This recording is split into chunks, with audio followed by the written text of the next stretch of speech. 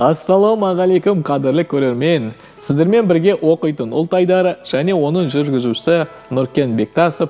Бүгін біз қазақ балалар әдебиетінің негізін қалаушылардың бірі, жазушы және шоқантанушы Сапарғали Бегалин туралы баяндайтын боламыз. 1914 жылы қазақ бозбалаларына атты алғашқы өлеңімен танымал болған Сапарғали Ысқақұлы Бегалин бұрынғы Семей облысына қарасты Семей уезінің Егелен ауылында 1895 жылы қарашаның 25 жұлдызында дүниеге келген. 1915 жылы Семей қаласындағы орыс-қырғыз, яғни қазақ училищесін бітірген. 1929-35 жылдар Егелен облыстық атқару комитетінің төрағасы, Қарқаралы уездік атқару комитетінің мүшесі, бөлім меңгерушісінің орынбасары, аудандық халық судьясы болды.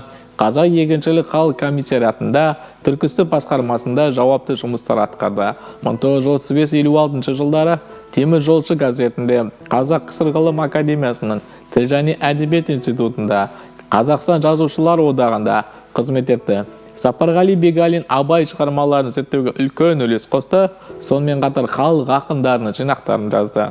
Жазушының еңбектері Қазақстандағы әдеби мәдениетті дамытуға ықпал етті. Сапарғали Бегалин қазақ бозбалаларына Қыран кегі, Цимлян теңізі, Тандамалы, Сырлы қайнар, Көксегеннің көргендері, Ермектің алмасы, Сәтжан, Жас бұтақ, Жеткіншектер, мектеп түлектері, Шоқан асулары, Қыран туралы аңыз, 2 томды шығармалар, Замана белестері сынды туындылардың авторы.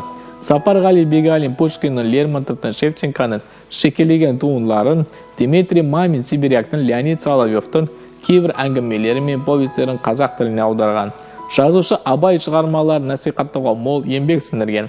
Ақынның өнегелі өмірі, мұрасы, замандастары жайлы тың деректер беретін Қиясбай, Сауық кеш, Нәзипа Құлжанова және тағы басқа мақалаларын жариялаған. Абай рухына арналған ұрпақтарға атты өлең жазған.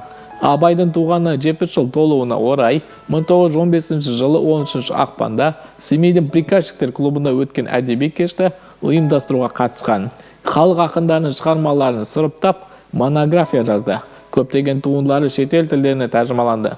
Сапарғали Бегалин халықтар достығы 2 мәрте құрмет белгісі, ордендермен және медальдарымен марапатталған.